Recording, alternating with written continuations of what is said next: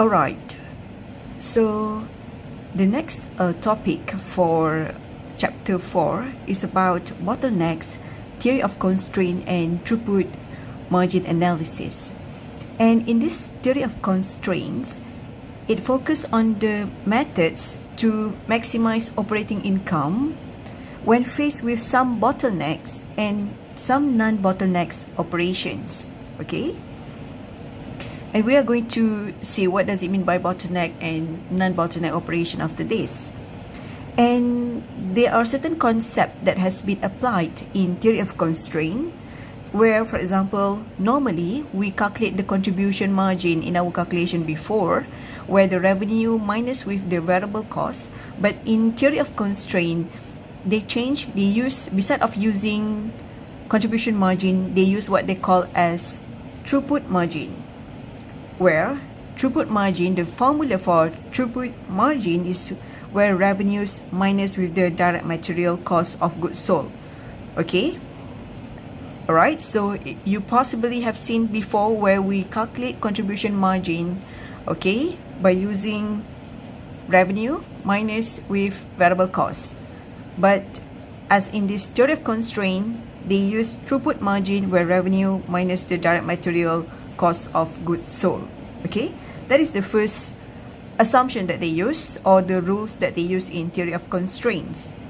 Number 2 is about the definition for investment in the theory of constraints, where they define investment as a sum of material costs in the direct material, work in process, and finished good inventory. Means that material cost in the direct material, work in process, and finished good inventories is actually one form of investment.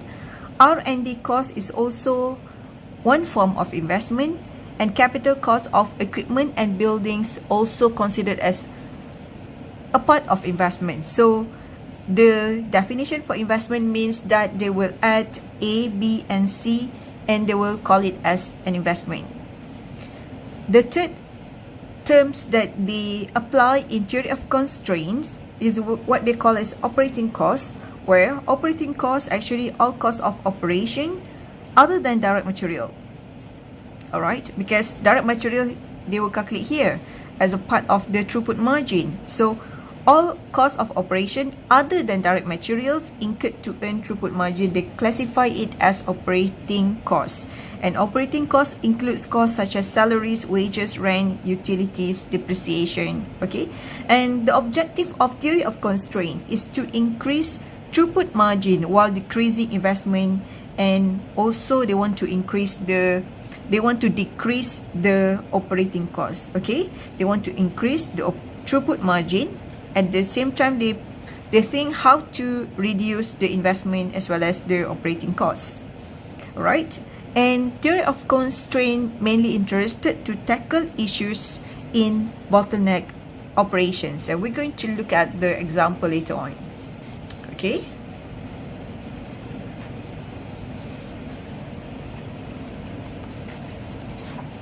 Okay, now we look at what does it mean by a bottleneck actually. A bottleneck is a phenomena where the performance or capacity of an entire system is limited by a single or limited number of components or resources.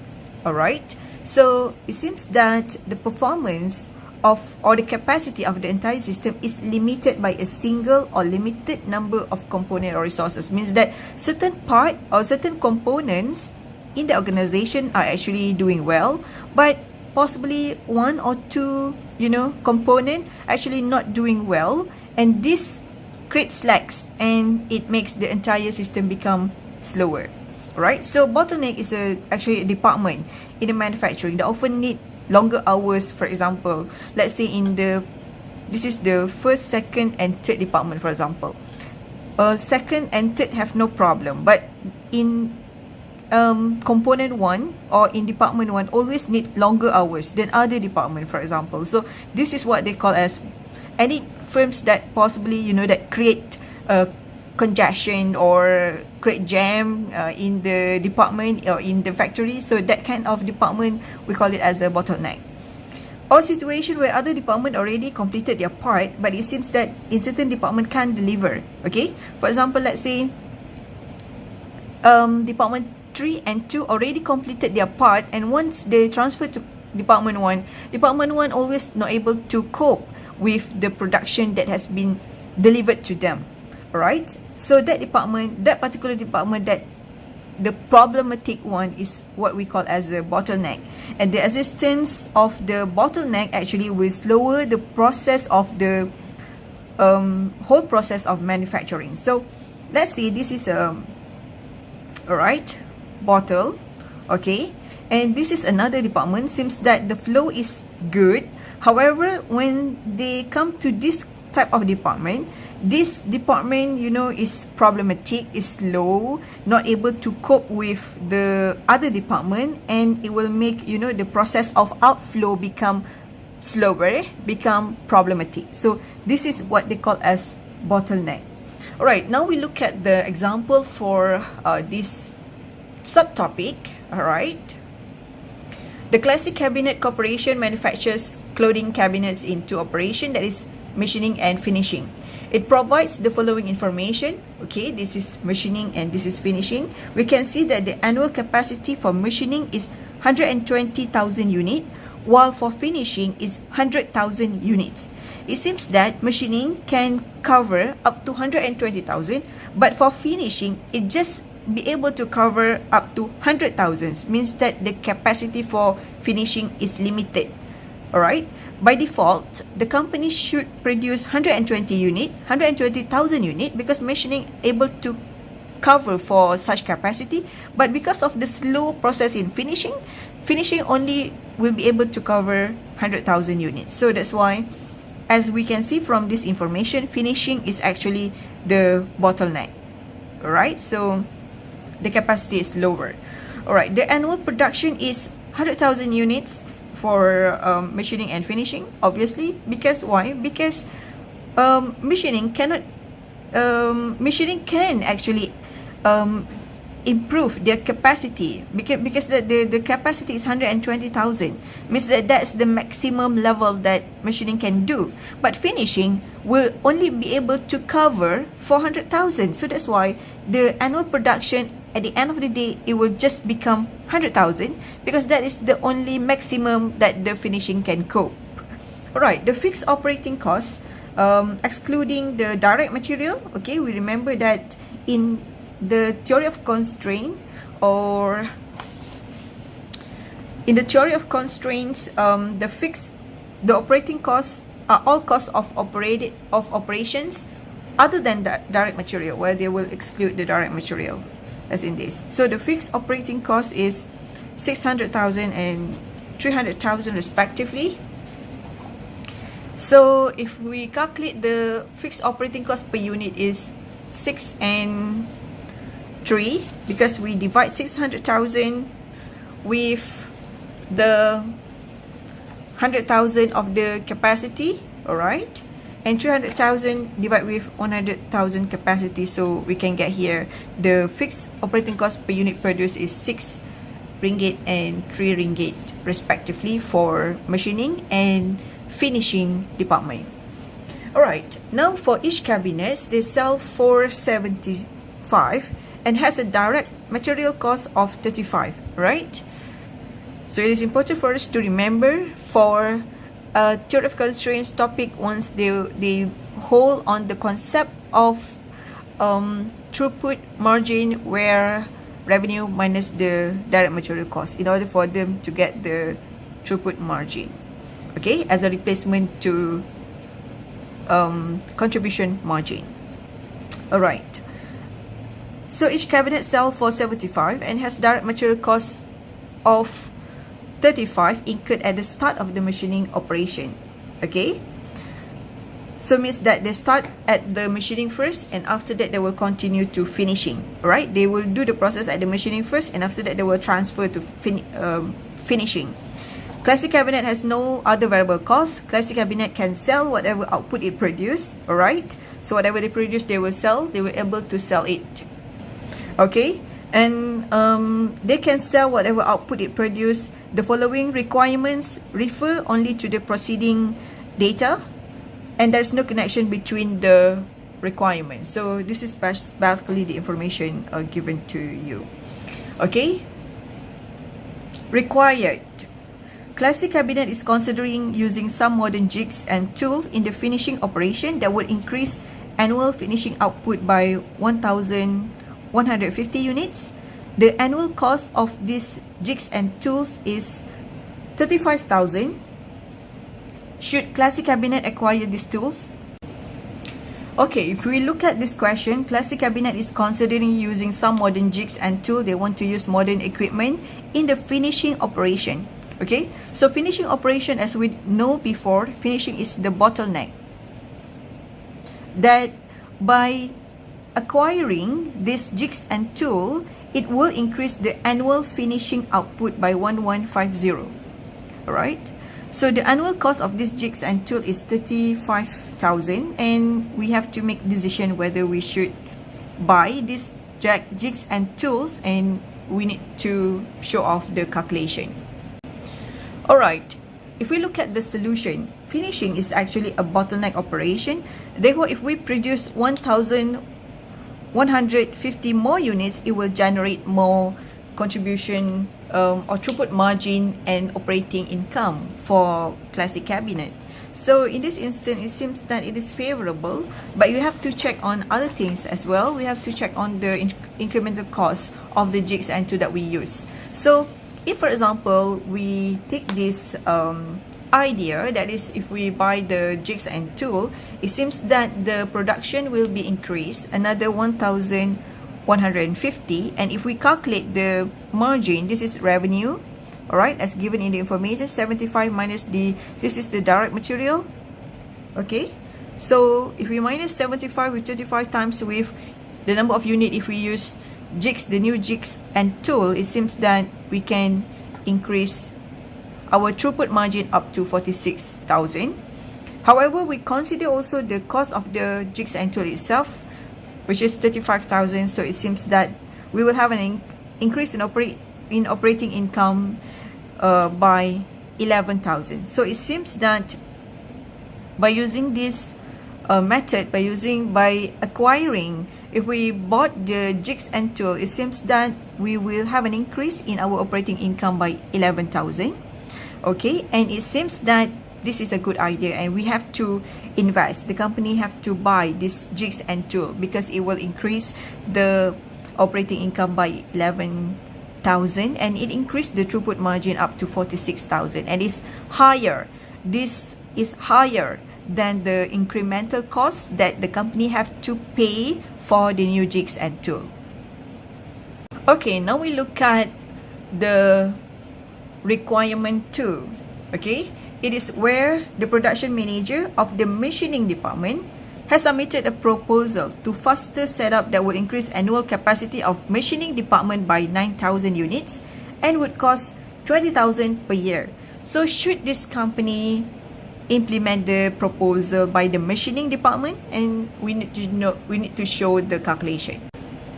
Okay, for the solution for requirement 2, the proposal by manager in machining department to increase the capacity is something that we should not move forward with the idea, in the sense that the machining department has the excess capacity at this point of time, and it is not a bottleneck operation because the problem is in finishing, not in machining department.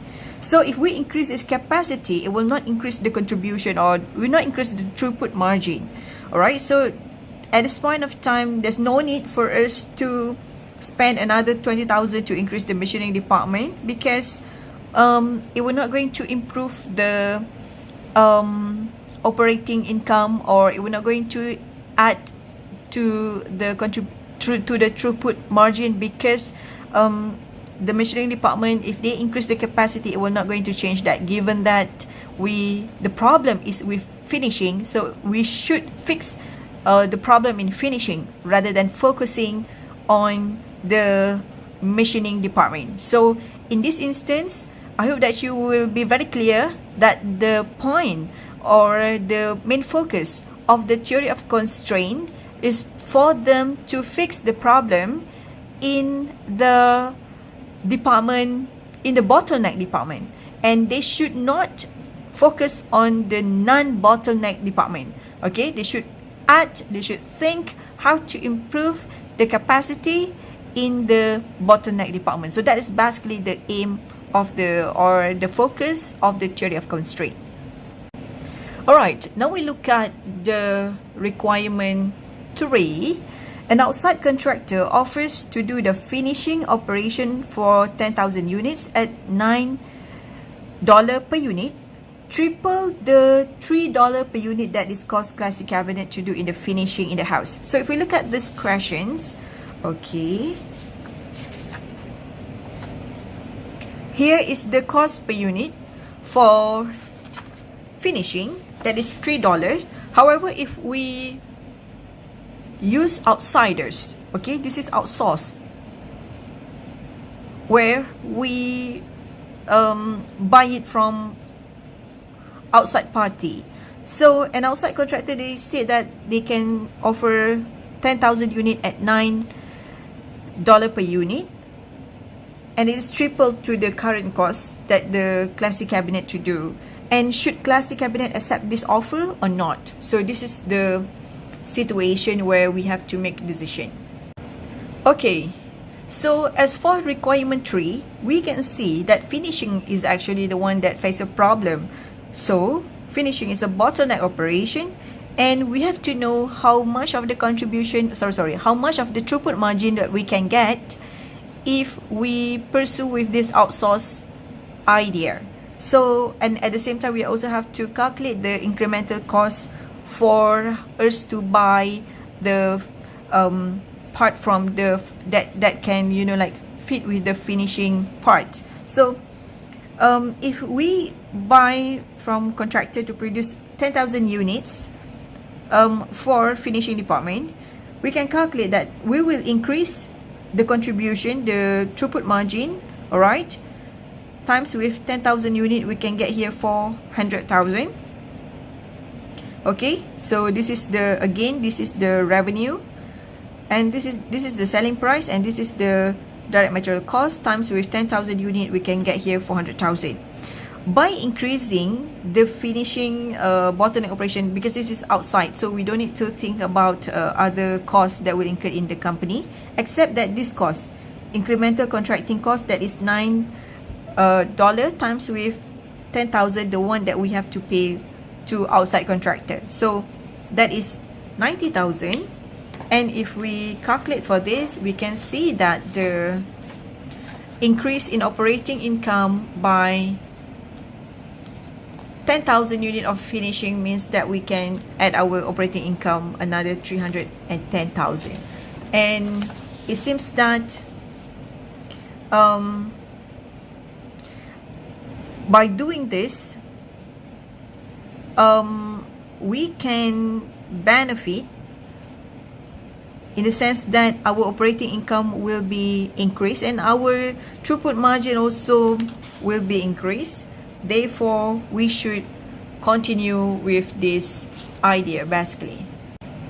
Okay, so as I said before, the company should contract with the outside contractor to do this 100,000 unit of finishing at 9 per unit because of the benefit of the higher throughput margin of 400,000. It exceeded the cost of the 90,000 that they need to pay to the contractors.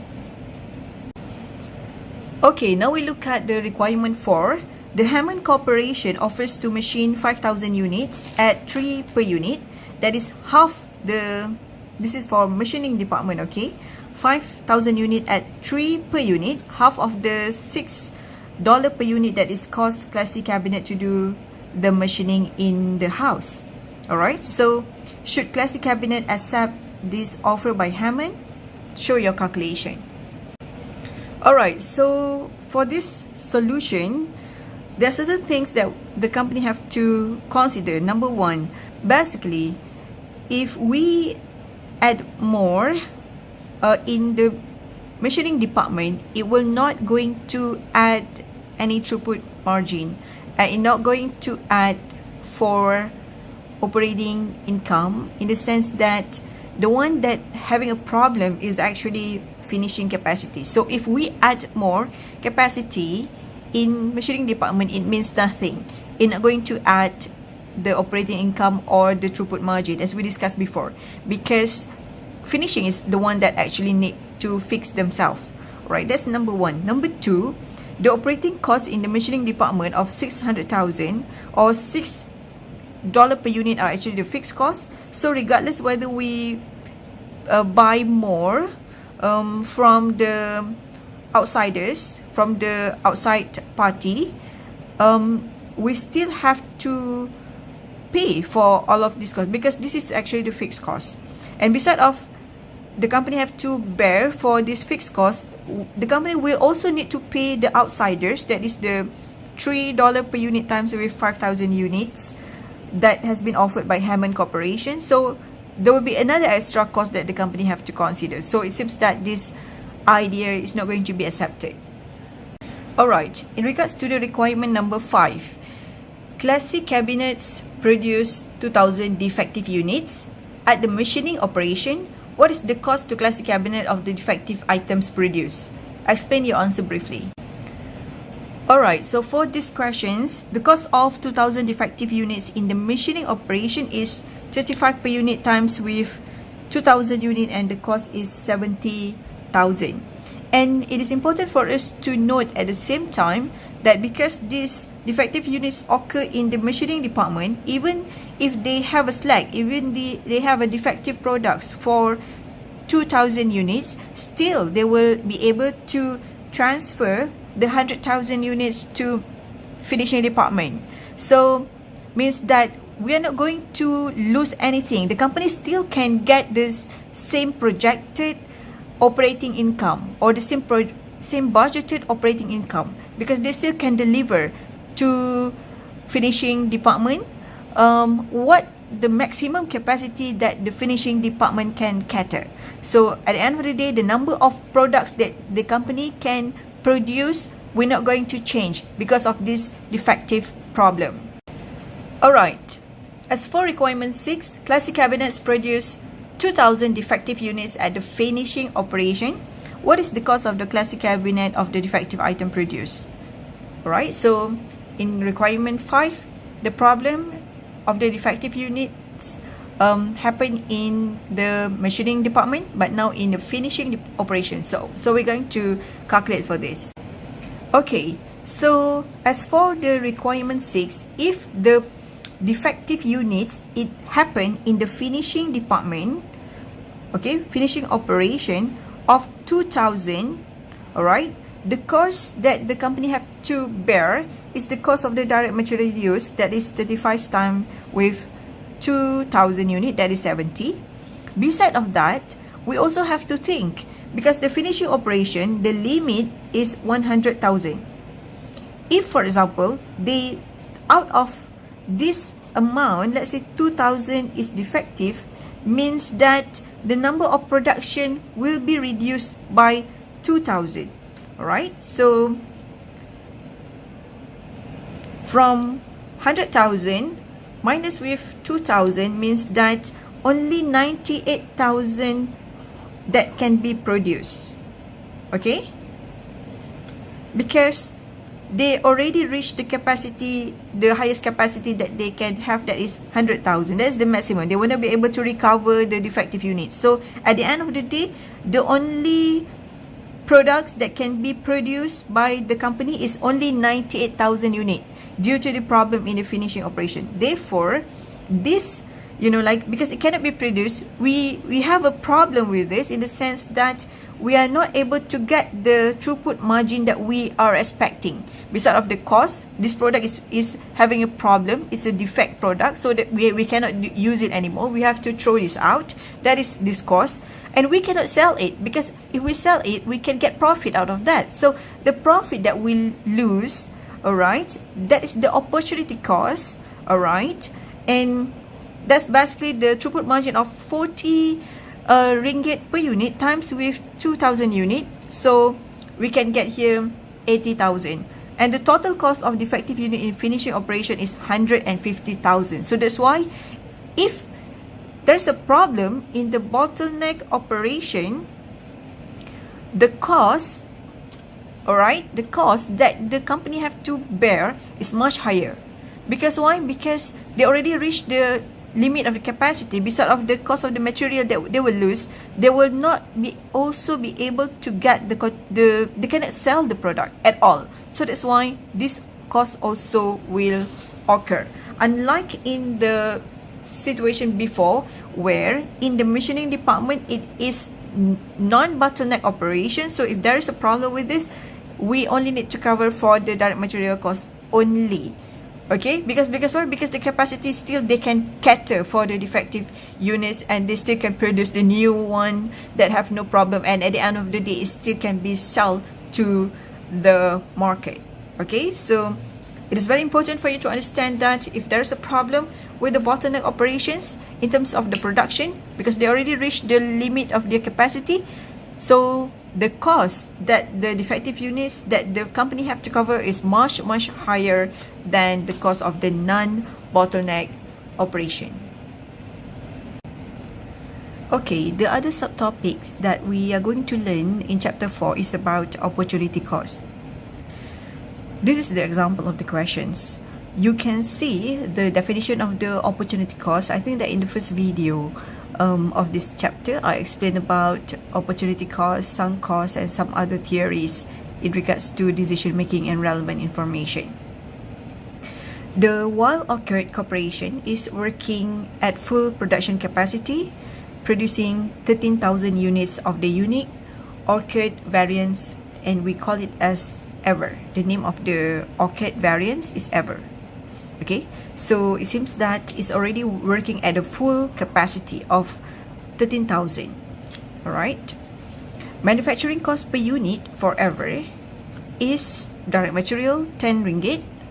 Right. Other than that, they also have variable direct manufacturing labor 2, manufacturing overhead 14, and total manufacturing cost is 26. Manufacturing overhead cost per unit, that is this 14, is based on the variable cost per unit of 8. So it has a variable cost here, 8 ringgit, and the fixed cost of 78,000 at a full capacity of 13,000 unit. We know that they already reached the maximum capacity of 13,000, and the fixed cost, okay, there's a components for fixed cost here that is 78,000 for 13,000 units. So if we divide 78,000 with 13,000, we can get here the cost per unit for fixed cost is actually 6 ringgit. Okay. Marketing cost per unit, which is variable, is 4, and the selling price is 52. Okay, so marketing cost is considered as variable in this case, and the cost is $4 ringgit.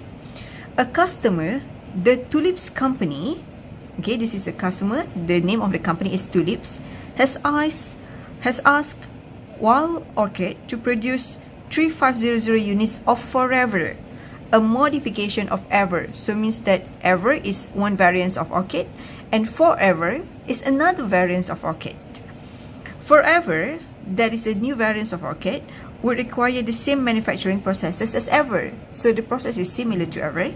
Tulips has offered to pay Wild Orchid 40 for a unit of Forever and share half of the marketing cost per unit. Right? So they want to pay 40 for one unit of Forever and half of the marketing cost per unit. The marketing cost is 4. So so the Tulips already agreed to pay 40 for Forever, and this cost for, they will cover half of the marketing cost. And what is required is, what is the opportunity cost to Wild Orchid of producing 3,500 units of Forever? So we have to calculate the opportunity cost if Wild Orchid want to produce Forever. Right? So now we look at the solution.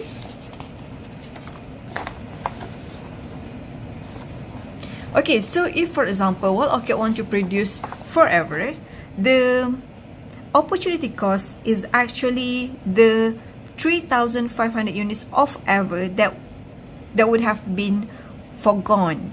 Okay, you have to remember that they already reached the capacity of 13,000. So if they want to produce forever, means sum of the ever, alright, if they want to produce 3,500 at forever, it means that 3,500, that is the production of ever, must be sacrificed because they already reached the maximum level.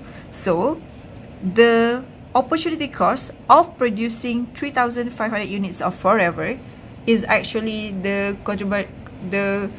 what is the cost for the 3,500 units of ever, the contribution margin that we lost because we cannot produce 3,500 units of ever. So if we calculate the contribution margin, we have to remember again the selling price, we minus with the variable cost. Okay, selling price is 52, variable cost per unit 10,284. This is the marketing cost. Variable manufacturing overhead, we remember here. Alright, if we look at the question, okay, this is variable cost of 8. We exclude 6 because it is fixed cost. So selling price minus with the variable cost, we can get the contribution margin per unit, that is 28, times with 3,500 units for the production of ever that we can produce, because if the company focus to forever, so the contribution margin loss would be 98,000. So this is 98,000 is actually the opportunity cost, alright, if they want to produce for the production of forever. Alright, we have some other questions here, and the situation are much more similar to the previous cases or the previous example that I already showed you. So you may do it at your own self-study time. Okay, another subtopic that we're going to look at at this chapter 4 is on customers' profitability and relevant costs. Sometimes managers need to make a decision whether to add or drop customers, okay? Or sometimes they want to add another branch, or they want to discontinue the branch or office or the shop that they have. Okay, so this is also a part of the decision that management accountant have to make. Okay, and this is one of the example for this subtopic, that is whether they want to drop a customer or they want to add a customer. Okay, so based on this question, we are going to see how this situation will be handled by the managers. Newbury Printers operates a printing press with a monthly capacity of 3,200 machine hours. So this is the printing business, and it has a capacity of the 3,200 machine hours. Newbury has two main customers, Wellers and Kimberly.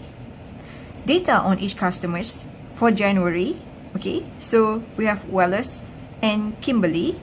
We can see that the revenues from Wellers, alright, and the variable cost for Wellers and Kimberly, as well as the contribution margin for Wellers and Kimberly, fixed costs, okay, and operating income for both Wellers and Kimberly is 35,400 and 2,000 for Kimberly, right, respectively.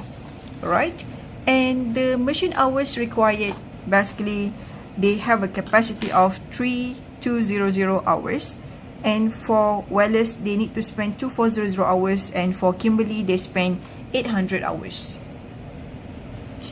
Kimberly Corporations indicates, alright, so this is Kimberly, we're talking about Kimberly. Kimberly indicates that it wants Newbury to do an additional 160,000 worth of printing job during February. So in February, Kimberly asked Newbury to do an additional of 160,000 worth of the printing job. Right? The sales cost, the sales amount, the revenue amount is 160,000. These jobs are identical to the existing business Newbury did. Okay, this is similar. This is similar what Newbury did at this point of time. Alright? In terms of cost or machine hours is similar. The rate is similar. Newbury anticipates that the business from Wallace Corporation in February will be the same as in January. Right? So in February, the Wallace order will be similar as in I mean that in February it will be similar to the January, because this is for January. Okay. Newbury can choose to accept as much for the Wallace and Kimberley business for February as it is capacity allow. So Newbury have an option whether they want to take an order by the Wallace, or they want to take an order by Kimberley, or they want to take the additional order by the Kimberley, as long as it is within its capacity of 3,200 hours. Assume that the total machine hours and fixed cost for February will be the same as in January. What action should Newbury take to maximize its operating income? Okay, in this case. Alright, now we look at the solution in the case of Newbury, whether how Newbury should maximize its operating income. Okay, there are certain things that Newbury have to consider. If, for example, Newbury accept the additional business from Kimberley, we know that the revenue of the new order that has been asked by Kimberley, the revenue is 160,000. Okay, it's given in the question here. All right. So it means this is also similar to current order that has been made by Kimberley, that is 160,000.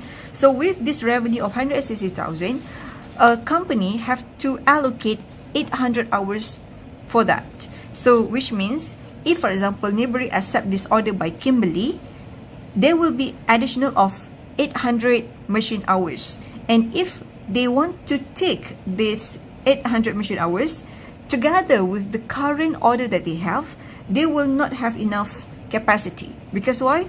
Because for Wallace is 2400, and if we take the current order from Kimberley is 800, and if we take an additional order by Kimberley another 800, so the total will be 1600, and the total for this will be 4,000 machine hours, and it is exceeded the 3,200 machine hours that they currently have. Okay, so in this instance, they have to think how to maximize their operating income in this case, and which order should they accept or which order should they reject, and at what amount. So this is actually very interesting situation. Okay. Another thing that we have to consider that Newbury should maximize contribution margin per unit. This is the principle. How the Newbury should choose which company that they want to accept the offer. They have to look at the contribution margin per unit of the constrained resources. So as in this case, the constrained resources are actually the machine hours. So we have to check on the machine hour first. Other information or other consideration we should think is about the fixed cost. Alright, so the fixed cost, basically, in this case, it will remain unchanged, alright, at 135,000, regardless of whether Newbury chooses to accept in February or not. So the fixed cost will happen in February, similar to what happened in January. So this cost is basically irrelevant because it's similar in January and February. It will not change, right? So if we look at the contribution margin per unit of the constrained resources, and this constrained resources is actually based on the machine hour. So if we divide, this contribution margin per machine hour, this is the contribution margin by Wallace. Alright. Contribution margin by Wallace and Kimberley is 48,000, and this 110,400. If we divide this with the machine hours, we can get here contribution margin per machine hour is 46 for Wallace and 60 for Kimberley. So it is clear here that by optimizing the machine hour that we have, Kimberley will give us more contribution margin. Alright? Okay, since we already understand that Kimberly Corporation offers higher contribution margin to the company, it means that we have to take all of the order from the Kimberly first. Okay, we have to take all the order from the Kimberly first, and the remaining machine hours that we have, only that we can take the job for Wellers. So in the first instance, alright, Kimberly, we know the contribution margin is 60 based on our calculation. Machine hours to be worked for Kimberly is 1,600, that is 800 the current order, plus with additional of 800 hours that just been offered by Kimberly. So we already maximized the order by the Kimberly here. Okay, so 1600 is we put a priority here for Kimberly. Right, after we consider the Kimberly order, that is where we have to use 1,600 of the machine hour, we still have a remaining, because the total hour that the company has is 3200. So if 1600 we already make a priority to Kimberly, which means we still have another extra of 1600 hour for Wellers. So this is where another extra of 1600 we use it for us to take an order from Wellers. Alright, so as in this case, if we calculate the contribution margin times to the machine hours to be worked, we can get here the contribution margin is 73,600, and for Kimberly is 96,000, and the total is 169,000. And this is the fixed cost. If we minus the fixed cost, this fixed cost is also given in the question. Okay. Alright, here. Fixed cost allocated. Alright. 125,000. So the operating income is 44,600. Right. This is how we actually maximize the operating income of this company by putting the company or the business or the customer that actually can give us highest contribution margin. We allocate our resources to the maximum based on their order, and after that, if we have an extra, only that we can choose another. We can serve other company that possibly will give us lower contribution margin. All right, if we look at the questions, they not only ask you to calculate how to maximize its operating income, but also to consider other factors that Newbery should consider before making the decision. Alright, so as in this case, Newberries actually have to consider on several things, because the point number one is that choosing customer is actually one form of strategic decision. We want to choose which customers we choose over the others. This is actually one of the strategic decision that the Newberry's company have to make. Okay, because at the point of time, they also want to maximize their profit, but they also have to think that if they make a Kimberly as a priority, Wellers might also possibly not happy with the performance of the Newbery. Okay, so one thing, they have to think whether really Kimberly want to continue with the same demand, because at this point of time they offer 800 and they add another 800 machine hours, right? Is this something that they will make an order again in the future?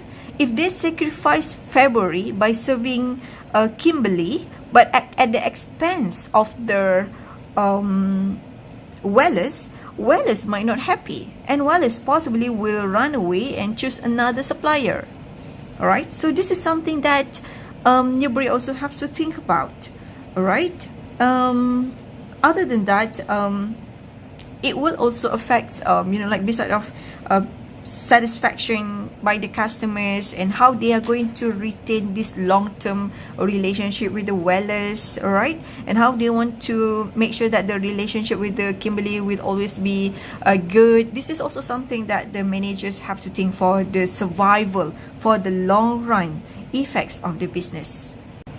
Alright, so if for example managers think that the relationship between the Newbury and Wallace should be like it will be benefit in long run, they also have to do something, in the sense that they also must to find ways how to increase the profitability, how to increase the contribution margin when they run a business with Wallace. It's either by they want to possibly increase the price or reduce costs, or because it seems that the contribution margin when they have a business with Wallace is quite low. So this is something they have to think if they want to survive in a long run relationship with the Wallace. So this is not simply the decision, but also something that they have to consider when they want to make the decision making process.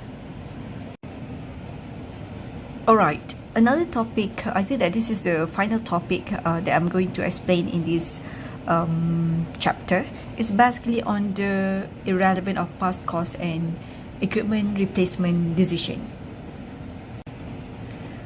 Okay, so this is the question in regards to irrelevant of past cost and equipment replacement decision.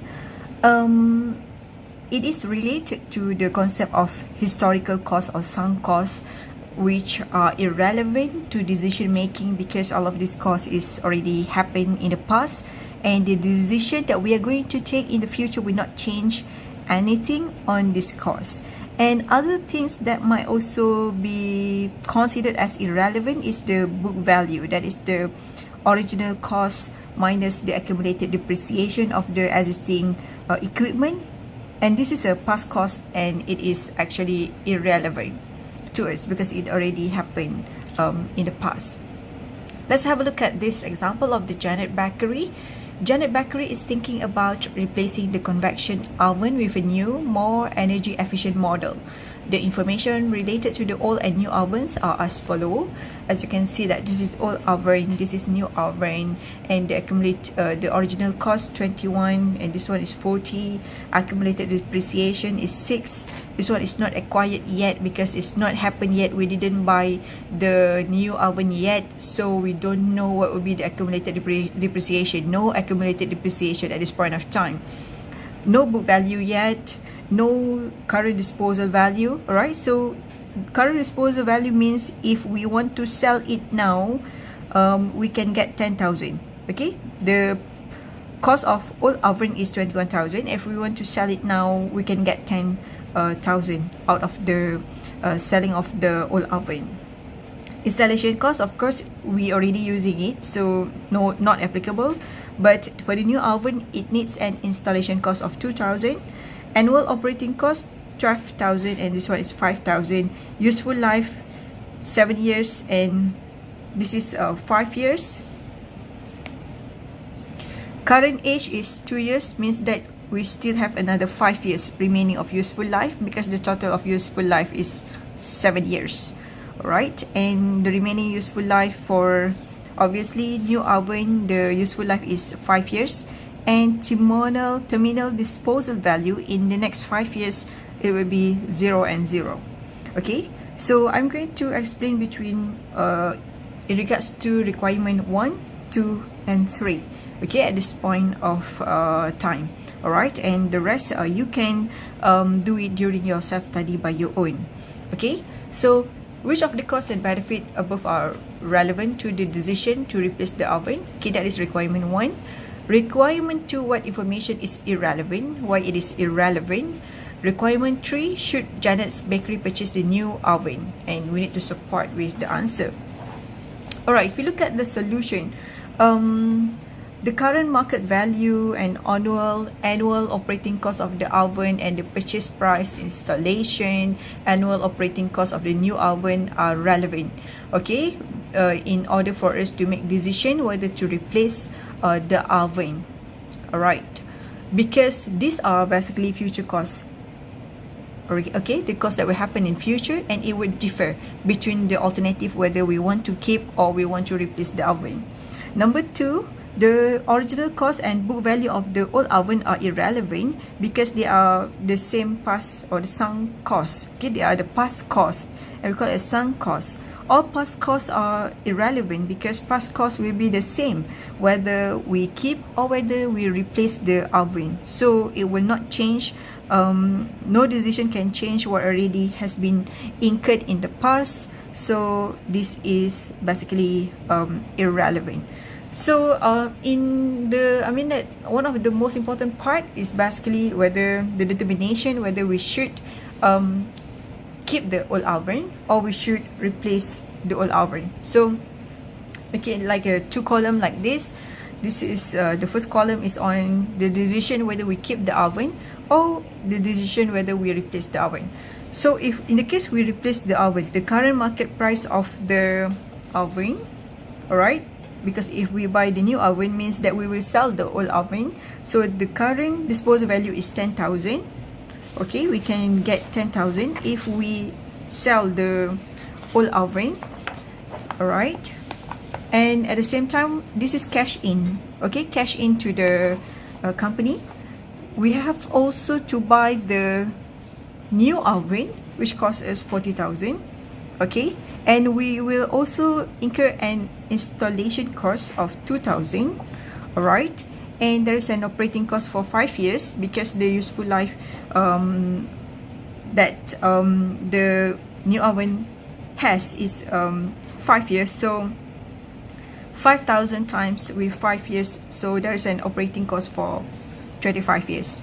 And for operating costs for if in the case if we retain the oven, the old oven, the operating cost is 12,000 times with 5 years, then we can get here 60.